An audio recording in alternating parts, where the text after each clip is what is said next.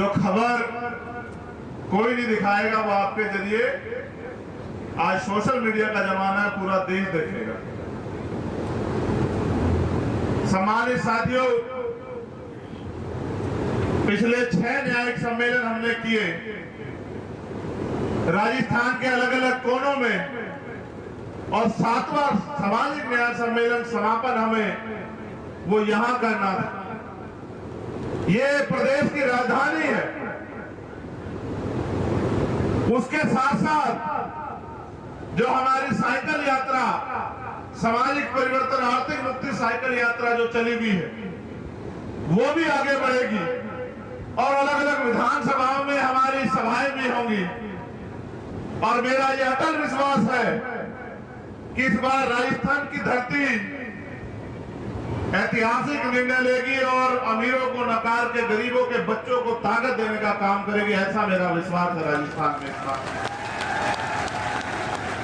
यहाँ की सरकार से भी मुझे बहुत कुछ कहना है। कहना इसलिए है क्योंकि हम लोग प्रदेश की राजधानी में हैं। जैसी चमक सूर्य की मेरे चेहरे पे पड़ी है, ऐसी चमक आपकी जिंदगियों में आ जाए, यही पूरा आंदोलन है, यही पूरा संघर्ष है, यही लक्ष्य है। और ये चमक तब तक रहेगी जब तक आप लोग संघर्ष करोगे। जिस दिन आपने संघर्ष का रास्ता छोड़ के सुविधा का रास्ता इख्तियार कर लिया, ये चमक भी चली जाएगी। मेरे साथियों, इस बात को आप लोग याद रखना। तो जैसा मैंने कहा कि यहाँ की सरकार से भी बात करनी है, लेकिन यहाँ की सरकार के साथ यहाँ अपने लोगों से भी बात करने की वो क्या चाहते हैं। अगर आप इन सरकारों से खुश हो, अगर आप इन सरकारों के कार्यकाल से खुश हो, तो फिर आपको आजाद समाज पार्टी को समर्थन करने की कोई जरूरत नहीं। और अगर आप ये मानते हो कि बार-बार आपसे धोखा करके, आपसे झूठे वादे करके आपको ठगा गया है, तो फिर हमारे यहाँ एक कहावत है कि अजमाए हुए को अजमाया हुआ नहीं जाता। अगर आप मानते हैं कि यहाँ सभी सरकारों ने आपको बेबस, लाचार, गुलाम बनाने का काम किया है, तो मेरे साथियों फिर ऐतिहासिक निर्णय लो। क्योंकि भारत में आज लोकतंत्र है और लोकतंत्र में बहुमत का शासन होना चाहिए। जिनका वोट होना चाहिए उनका राज होना चाहिए। लेकिन वोट यहाँ आपके पास है, राज आपके हिस्से में नहीं आया। आपके हिस्से में आया जुल्म, जाति, बेबसी, लाचारी, अन्याय, अत्याचार और खिंचती खाल, लुटती अस्मत, ये आपके हिस्से में आया। बेबसी, लाचारी और कई तरह की बेबसी, लाचारी। अभी यहाँ छात्र संघ चुनाव होते थे, छात्र संघ चुनाव से हवा का पता लगता था। इस बार भीम आर्मी स्टूडेंट फेडरेशन मैदान में आई तो मुख्यमंत्री जी चुनाव से ही मुकर गए। वो कहते हैं चुनाव नहीं कराने, क्योंकि लोकतंत्र की सबसे पहली पाठशाला है छात्र राजनीति। और छात्र राजनीति से जो निकल के आता है वो सरकार के दमन के आगे झुकता नहीं। उसका सबसे बड़ा उदाहरण आपके सामने चंद्रशेखर आजाद खड़ा है। जहां एक तरफ अमीरों की औलादें एसी के कमरों में सीखती है, बड़े बड़े मंच पे सीखती है, वहां गरीब किसान, कमेरे, नौजवानों की औलादें वो छात्र संघ के जरिए यूनिवर्सिटी और कॉलेजों में सीखती है। इनको लगा कि नया नेतृत्व ना खड़ा हो, इनका आपसी गठजोड़ चलता रहे, नए नेतृत्व का निर्माण ना, इसलिए छात्र संघ चुनाव को टाल दिया जाए। याद रखना मुख्यमंत्री जी, आप भले ही सत्ता की ताकत से छात्र संघ चुनाव को ना होने दो, लेकिन आप 2023 का चुनाव नहीं रोक सकते। 2023 का चुनाव होगा और ये युवा शक्ति राजस्थान की काया पलट के रख देगी। इस बात को आप याद रखना। आप नौजवानों की बात करते हो किस मुंह से? आपकी सरकार में सबसे ज्यादा पेपर लीक होते हैं। गरीबों के भविष्य के, नौजवान लोगों के भविष्य के साथ खिलवाड़ होती है, उनके हिस्से को डकान लिया जाता है। मैंने पहली बार सुना बस में बैठ के पेपर गिरे जाते हैं, पेपर लीक इतने बड़े पैमाने पे यहाँ होता है, और मुख्यमंत्री जी कहते हैं कानून का राज है, जो एक पर्चा सुरक्षित न रख पाए वो राजस्थान की जनता को सुरक्षित रख देगी क्या सरकार? आप मुझे बताओ। ये युवाओं के भविष्य के साथ जो खिलवाड़ चल रहा है, इस ढक्कन को हम लोग बंद करने का काम करेंगे 2023 में। आप लोग इस बात को याद रखना मेरे साथियों। मेरे आज भी याद है, यहाँ की सरकार कहती है जब इनके बड़े नेताओं पे अत्याचार होते हैं या संविधान का हनन होता है, ये कहते हैं कि सरकार, केंद्र की सरकार खराब है, संविधान को नहीं मानती। मैं ऐतिहासिक प्रमाण हूं आपके पास। मैं सीएचए के साथियों की लड़ाई लड़ने आया था, उनका आंदोलन था। रात को 12 बजे इसी जयपुर से उठा गए मुझे सोते हुए को, और सिर्फ मुझे नहीं, मुझे तो आदत है आपकी लड़ाई में हर कीमत चुकाने की, लेकिन जितने भी साथी मेरे साथ आए हुए थे सबको जेल भेजने का काम किया सरकार। और लड़ाई सिर्फ उन सीएचए के भाइयों के हक अधिकार की थी। यहां थर्ड ग्रेड टीचर का जो है वो ट्रांसफर नहीं हो रहा, चाहे आशा कार्यकर्ता हो, आंगनबाड़ी हो, सीएचए के भाई हो, थर्ड ग्रेड टीचर हो, सरकारी कर्मचारी हो, तमाम लोग परेशान हैं। अभी मेडिकल के डॉक्टर्स ने धरना दिया, मुख्यमंत्री तानेशाही पे रहे और उनसे कहा नौकरी करनी है करो वरना छोड़ दो। ये अहंकार किस लिए? इसी जनता ने आपको ताकत दिले के आज आप अहंकारी हो गए। अगर सरकार अहंकारी हो जाए तो जनता को निर्णय लेके सरकार को सबक सिखाना चाहिए, और उस आदमी को जो तानाशाही करे उसको दोबारा मौका नहीं देना चाहिए कि उसका घमंड इतना बढ़ जाए कि वो अन्याय अत्याचार की हद को पार कर जाए। इसलिए आज हम लोग सामाजिक न्याय सम्मेलन कर रहे हैं। और कानून का राज कितना है ये आपने देखा कि यहाँ एक कर्मचारी पहले रेल में एक महिला को, मुस्लिम महिला को छेड़छाड़ी करता है, और फिर हमारे एक देशभक्त एएसआई की जो है टीकाराम मीणा जी की, और उनके साथ अस्कर और तमाम लोगों की, जिनका सगर भाई के मैं घर भी जाऊंगा, वो यही जयपुर के थे, उनके आंसू पूछने के लिए, लेकिन उनकी गोली मार के हत्या कर देती है। ये व्यवस्था जो यहाँ राजस्थान में है, और एक सरकारी कर्मचारी की हत्या होती है, शहीद का दर्जा देने के बजाय मुख्यमंत्री जी और उनके नेता बैठ के उस परिवार का मजाक उड़ाते हैं। ये इस बड़े सरकार की सच्चाई है आपके सामने। एक मेरे याद है, आपने ऐसे इतनी बड़ी ताकत में SC/ST की महापंचायत की थी, आपको याद है या नहीं है बताओ? जिस दिन से उन कर्मचारियों ने अपनी मांगों को लेकर SC/ST की महापंचायत की, वो सारे कर्मचारी, मैं जानता हूं कितना उत्पीड़न उन अधिकारी कर्मचारियों का सरकार के लोगों ने किया। सरकार को लगा कि ये कर्मचारी अपने हक आवाज के लिए समाज को क्यों इकट्ठा कर रहे हैं। मैं उन कर्मचारी साथियों से भी कहना चाहता कि जब तक आप अपनी राजनीतिक ताकत नहीं बनाओगे, जब तक आप अपने व्यक्ति को ताकतवर नहीं बनाओगे, इसी तरह के दमन का सामना आपको करना पड़ेगा। लेकिन विश्वास रखिए, अगर एक भी कर्मचारी का दमन होगा तो दमन करने वाला चाहे मुख्यमंत्री हो या उनका कोई मंत्री हो, उनका कोई अधिकारी, वो चैन से नहीं बैठेगा कुर्सी में। इस बात को आप लोग याद रखना। 2 अप्रैल 2018 के सारे मुकदमे वापस अभी नहीं हुए सारे मुकदमे वापस, और SC/ST आयोग बनाया,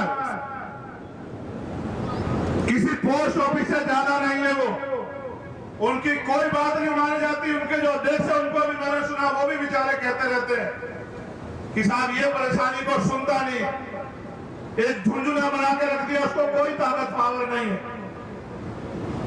झुंझुना इसलिए बना दिया कि हम सवाल ना करें, लेकिन सवाल तो करने पड़ेंगे।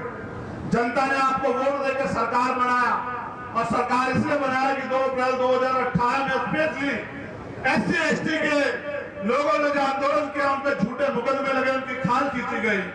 उन्होंने सोचा कि बीजेपी को रोकने के लिए हम लोग कांग्रेस को वोट दे देते हैं। उन्होंने आपकी सरकार बना दी, आपने उसके नाम पे 2019 में वोट लिया, और अब आज तक आपने मुकदमे वापस नहीं किए, ना ही आयोग को ताकतवर किया। ये बात इस बात को स्पष्ट करती है कि आप इन वर्गों के हितैषी हो ही नहीं। सम्मानित साथियों, बड़े दर्द के साथ कहना पड़ रहा है, देश भर के जुल्म हत्याएं एक तरफ, देश भर का अन्याय अत्याचार एक तरफ और राजस्थान का अन्याय अत्याचार एक तरफ, और फिर आप अन्याय अत्याचार के खिलाफ आवाज भी नहीं उठा सकते। आपको याद है जितेंद्र मेघवाल, कितने लोगों को याद है? हाथ उठा खड़ा करो। आपको याद है इंद्र मेघवाल, आपको याद है कार्तिक भील,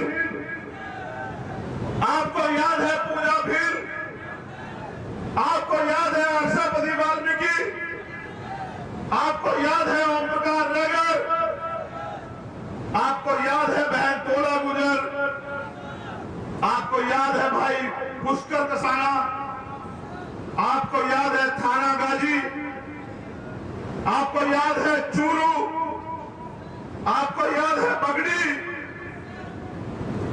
और अभी अभी पाली की जो वीडियो मैंने डाली कि किस तरह सरकार में, और मैं अशोक मेघवाल के परिवार के साथ जो है उसको भी नहीं भूल सकता।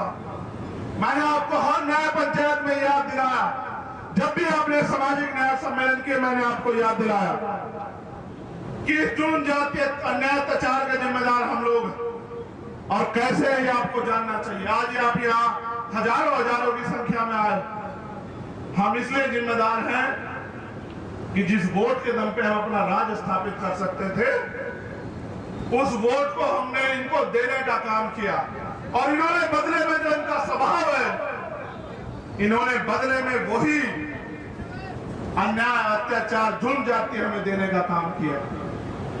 अगर आपने इनको ताकतवर न बनाया होता तो किसी जालिम की हिम्मत नहीं होती कि वो जितेंद्र मेघवाल को चाकू से चीर देता, किसी जालिम की हिम्मत नहीं होती कि वो पूजा भील की 10-11 टुकड़ों में जो है उसकी हत्या कर देता। कोई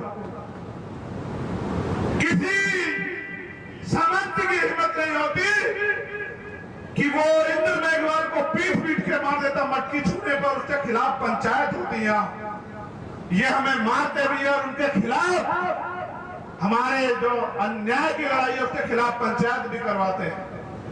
आप ये बताओ कि बाबा साहब ने हमें वोट का अधिकार स्वाभिमान सम्मान की जिंदगी के लिए दिया, बाबा साहब ने हमें वोट का अधिकार गुलामी की बेड़ियां काटने के लिए दिया, और आपने अपनी वोट का प्रयोग किसने किया मेरे साथियों?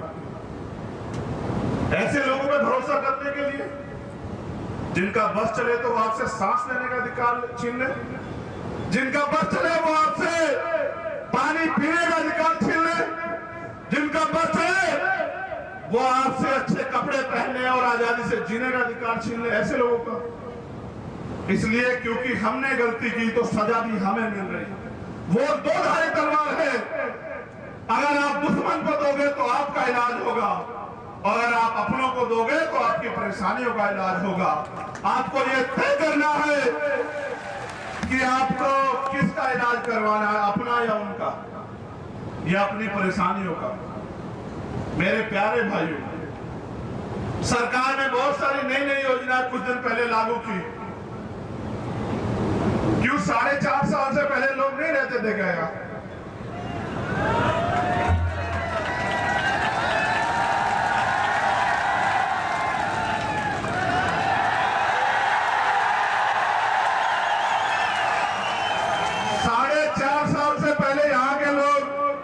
किसी दूसरे प्रदेश में रहते थे क्या?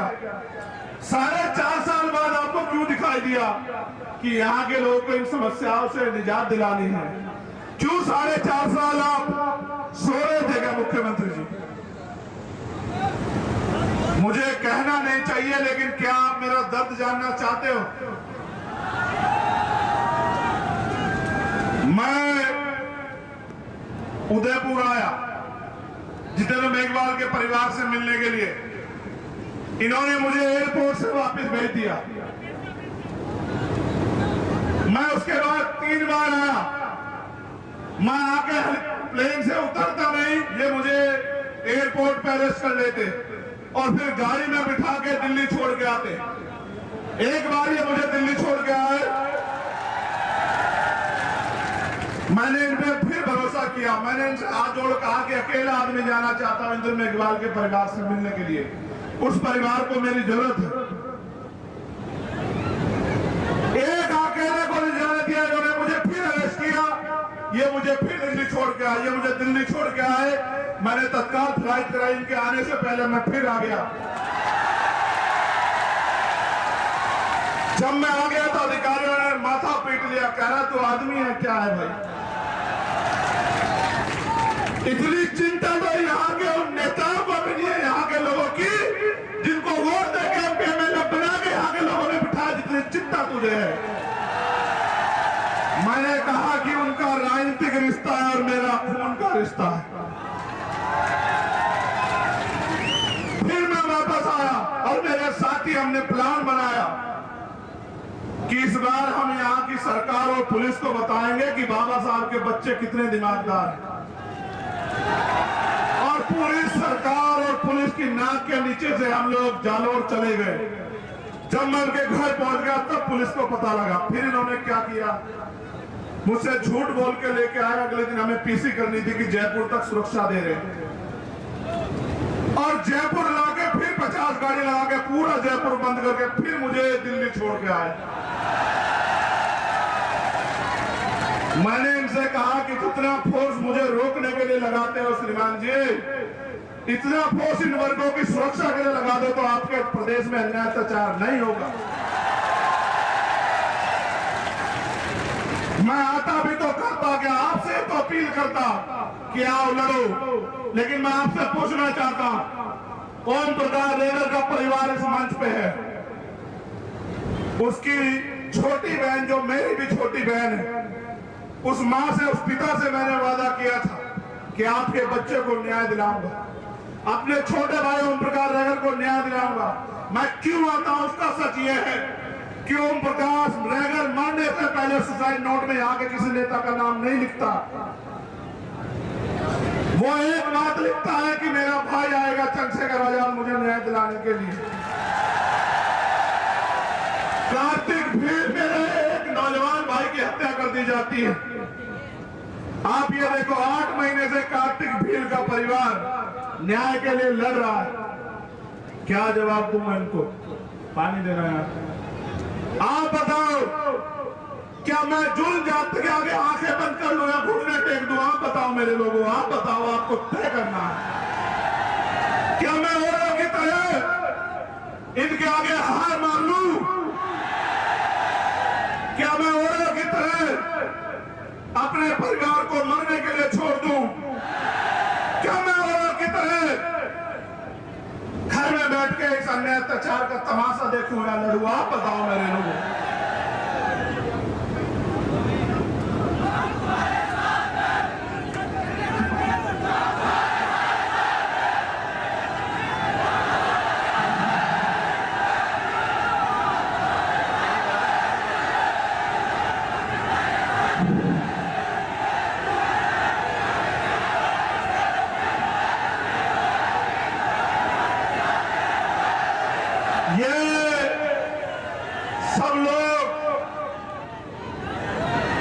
सब लोग ये सोचते होंगे कि हमें आजाद हुए 75 साल हो गए,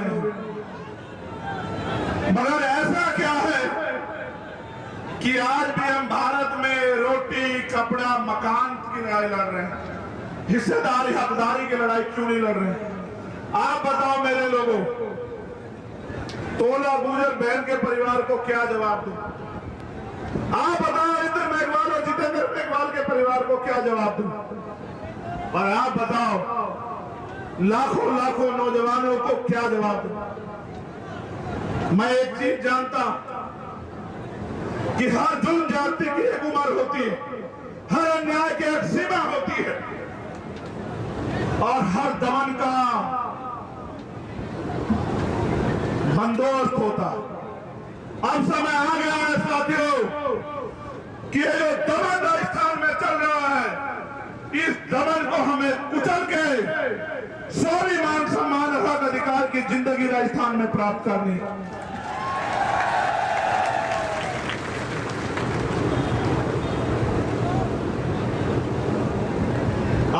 राजस्थान में पॉलिटिकल टूरिज्म भी चल रहा है। ये पहली बार नहीं हुआ, चुनाव आया है तो बहुत सारे लोग घूमने आए, गली गली घूम रहे। उनकी जरूरत है भाई, उनको घूमना भी चाहिए। नहीं घूमेंगे तो आपकी वोट को बेचेंगे कैसे? आपके टिकटों को बेच के पैसे कैसे कमाएंगे भाई? उनको घूमना चाहिए भाई, उनको जरूरी है घूमना। मगर उनसे ये भी पूछना कि भाई आप 4.5 साल कहां थे? 4.5 साल आप भी मुख्यमंत्री जी की तरह सो रहे थे क्या? 4.5 साल में आपको इन कमजोरों का दर्द नहीं लगा? आज जब इनकी आवाज उठाने के लिए सैकड़ों नेता नौजवान राजस्थान में तैयार हो गए हैं, उन नेताओं के सपनों को कुचलने के लिए आज पैसे वाले लोग पॉलिटिकल टूरिज्म कर रहे हैं राजस्थान में। ऐसे टूरिज्म करने वालों को, घूमने वालों को भी आप लोगों को जवाब देना है। मेरा तो एक ही बात को कहना है, एक चीज बहुत जरूरी जिससे आपको सावधान रहना, जो भी नौ में हुआ, जो करने का प्रयास बरेली में किया गया, यहां जिनकी सरकार है उनसे हमें सत्ता छीननी है। लेकिन इसके बाद 2024 में सेंटर में भी जो भाजपा की सरकार है उनसे भी हमें सत्ता छीननी, इस बात की भी तैयारी हम लोगों को करनी है। इस बात से भी सावधान रहना है कि नूह में जिस तरह से प्रायोजित हिंसा कराई गई, मैं धन्यवाद देता हूं प्रभाकर चौधरी जी को, एक ऐसा आईपीएस जिसने सरकार के आगे घुटने नहीं टिके और जो लोग दंगा कराना चाहते थे बरेली में उनको जवाब देने का काम किया, उनको भगाने का काम किया, और एक ईमानदार अधिकारी को खामियाजा ये चुकाना पड़ा कि उनको हटा के वहां से उनका डिमोशन करके पीएससी में लगा दिया गया। सरकारें बदलेंगी। नूह की जो हिंसा हुई वो हिंसा प्रायोजित है, और इसलिए प्रायोजित है कि किसी तरह से वोटों का डिवीजन हो जाए, बंटवारा हो जाए। नूह की जो हिंसा है वो हिंसा इसलिए है क्योंकि कुछ पार्टियों की दुकानदारी यहां हिंदू मुसलमान की राजनीति करके कामयाब होती है। लेकिन मैं आपसे पूछना चाहता हूं कि हमारे महापुरुषों ने हमें जोड़ना सिखाया या तोड़ना सिखाया? आप बताओ मेरे लोगों। तो क्या किसी बंटवारे से हमारी राजनीति कामयाब हो जाएगी? इस सारे बंटवारे और हिंदू मुसलमान के दंगे के चक्कर में हमारे अपने मुद्दे दब जाते हैं। मैं गुर्जर समाज के हमारे नेता बैठे हैं, मैं उनको पूछना चाहता हूं, क्या 72-74 गुर्जर समाज के वीरों का बलिदान भूल गए हो क्या?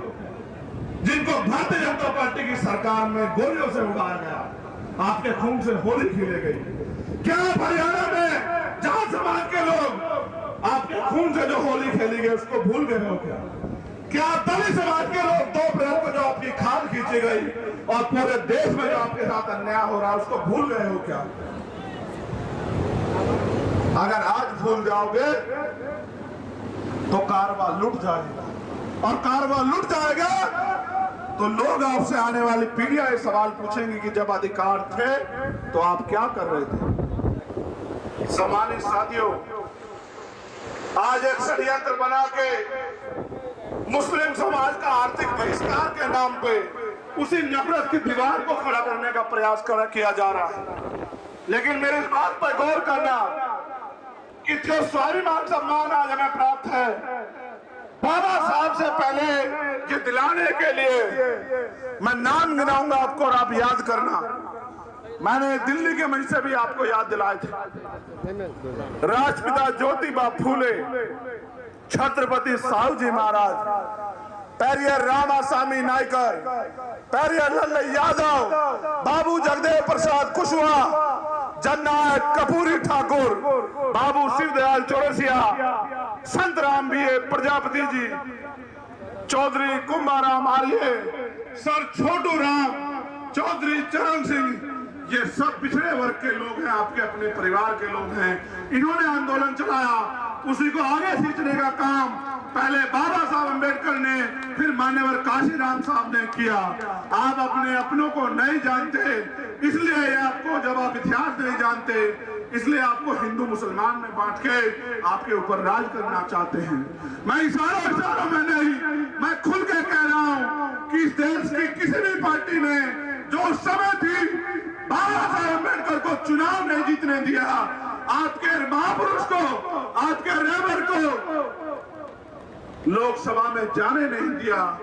अगर ना होते मुसलमान और ना वो खुलना से बाबा साहब अम्बेडकर को जिता के कॉन्स्टिट्यूशन असेंबली में भेजते तो बाबा साहब अम्बेडकर संविधान नहीं लिख पाते मेरे लोगों। इसलिए मैं आपको बताना चाहता हूं कि आपको मदद किसकी करनी है, आपको हाथ किसका पकड़ना है।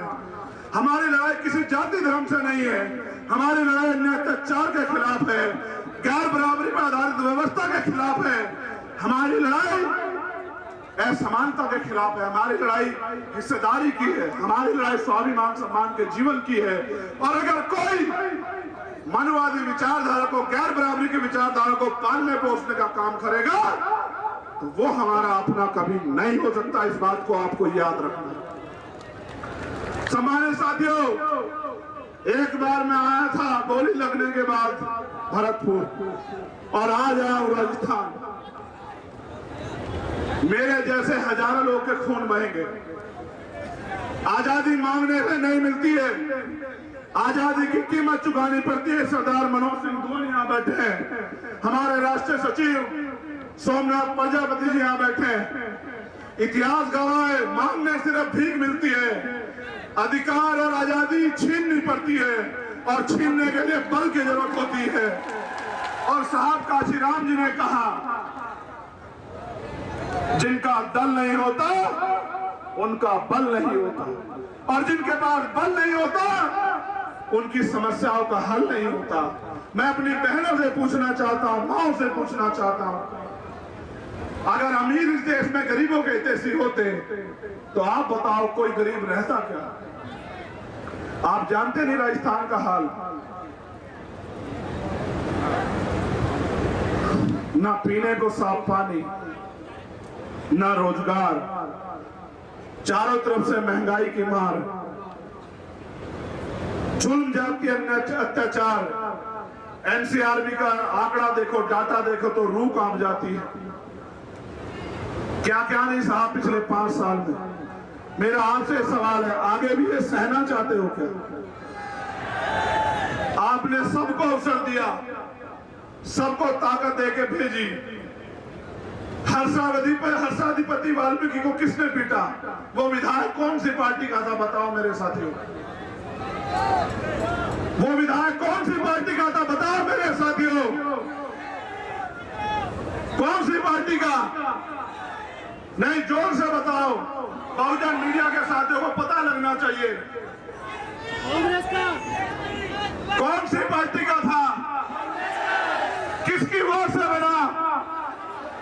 आपकी वोट लेके आपको पीटने वाले लोगों को दोबारा से मौका दोगे क्या भाई?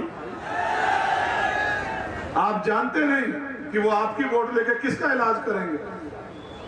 आपका, आपको नुकसान पहुंचाएंगे, आपकी सच्ची लड़ाई लड़ने वालों को नुकसान पहुंचाएंगे।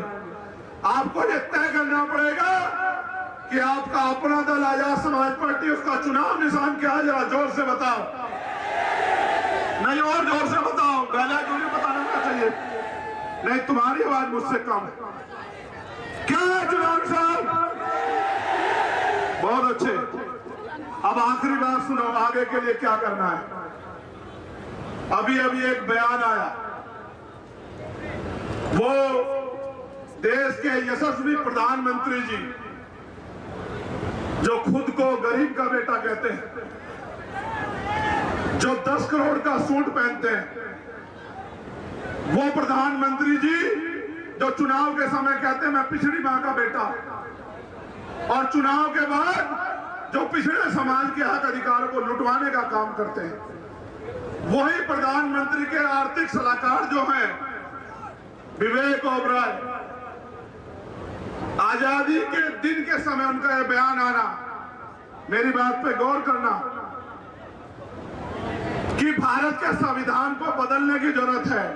यह संविधान पुराना हो गया, ये सिर्फ कोई बयान नहीं है और उसका अपना बयान नहीं है। मैं पूरी जिम्मेदारी से कहता हूं, आरएसएस और भारतीय जनता पार्टी हमेशा से भारतीय संविधान के खिलाफ थी। इसलिए मैं आपसे कहना चाहता हूं कि मैं इनको ज्यादा मौका नहीं दूंगा।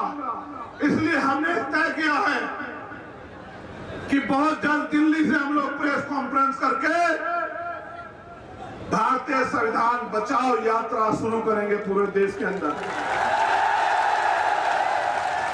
और वो यात्रा मध्य प्रदेश से शुरू होगी, वो यात्रा राजस्थान में अभी आएगी और देश के पूरे देश के कई कोनों में जाएगी।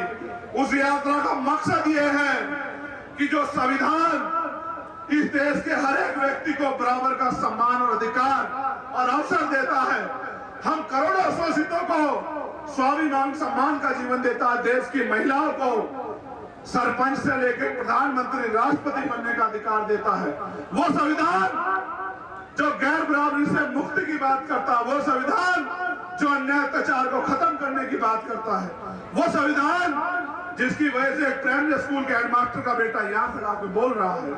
आप इस मंच पर उपस्थित हैं और यहाँ इतने अच्छे माइक लगे, टेंट लगे हैं। उस संविधान की रक्षा के लिए भीम आर्मी का जन्म हुआ था। इसलिए मैं आपको वचन देकर वादा करता हूं, मेरा वचन अटल है।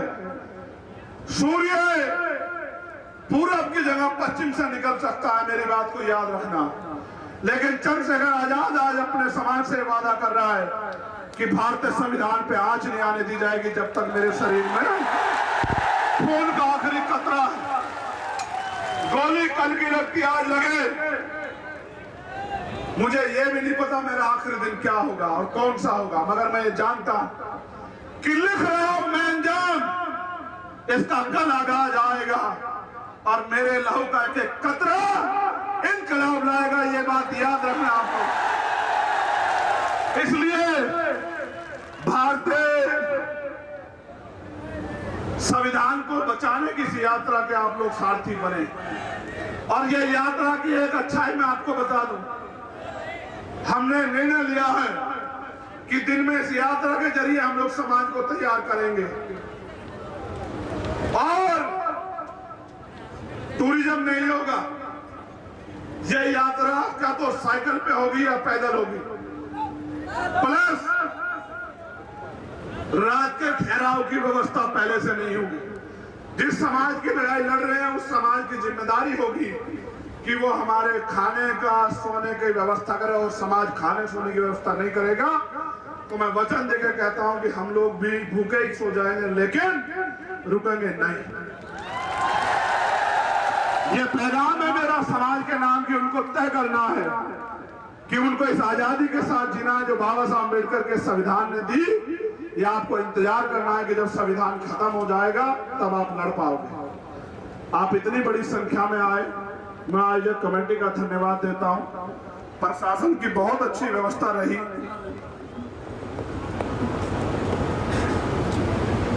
मैं प्रशासन का, पुलिस का भी धन्यवाद, पहली बार धन्यवाद दे रहा हूं,